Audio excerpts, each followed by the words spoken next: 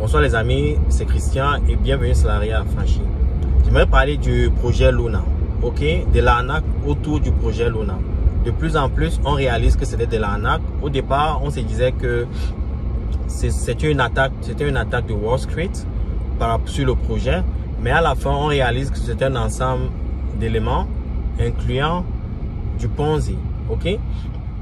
Le créateur de Luna, Do Kwon, a dans le passé créé un projet similaire, ce qu'on appelle le Programmable Stablecoin. C'est un coin stable, c'est une monnaie stable basée sur la programmation mathématique. Ok, il a fait un essai il y a environ 5 ans avec un projet qu'on appelle Cash Basis. Il a essayé le projet, ça n'avait pas marché parce que au départ, le projet, son stablecoin était stable, évidemment. Donc, pour un basis cash, on pouvait avoir $1 américain. Et plus tard, les algorithmes ne marchaient pas et son stablecoin est descendu à moins $1. Donc, ça s'est retrouvé à 50 sous, à 40 sous et après, ça n'avait plus de valeur. Il a appris de ces erreurs-là et il est maintenant allé créer une autre crypto active qu'on appelle Terra Luna. Et en créant ce crypto actif, il a eu le support de plusieurs venture capitalistes et il a fait beaucoup de publicité autour de ça. Et les gens ont adhéré à son projet. Ok.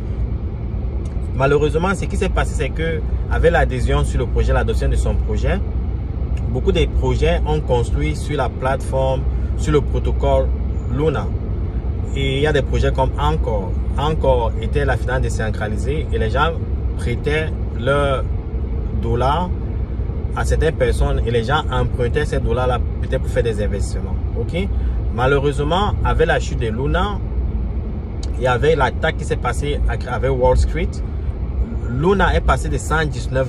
Comprenez bien, $119 en mars 2022. Il y a 2 mois à 0.00001 sous. En ce moment dont je vous parle, le projet est mort, le projet n'existe pas. Et le problème qui se pose, c'est que ceux qui ont gardé de l'argent dans le protocole Encore et dans d'autres protocoles des finances décentralisées, ou ceux qui avaient converti leur crypto en UST pour pouvoir peut-être se protéger contre la chute des marchés des cryptos actifs, ont perdu leur sous. Moi personnellement, j'avais converti certains de mes cryptos actifs en UST, environ $12,000 US. Moi, je les ai perdus. Pour moi, c'était ma tolérance du risque. Je le perds, ça n'a pas d'impact sur mes actifs totaux. Mais le point, c'est que j'ai perdu $12,000.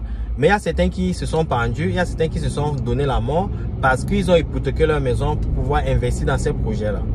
Donc, ce que je veux dire, c'est que l'arnaque, il n'y a pas que les liablimal, les chimol et autres. Hein. Ça se passe dans la blockchain. Et comme je l'ai dit dans l'une de mes vidéos que j'ai postées il y a quelques jours, la majorité des projets sur la blockchain, sur les cryptos actifs sont du Ponzi. Donc, en investissant, il faut faire des recherches vraiment approfondies avant d'investir.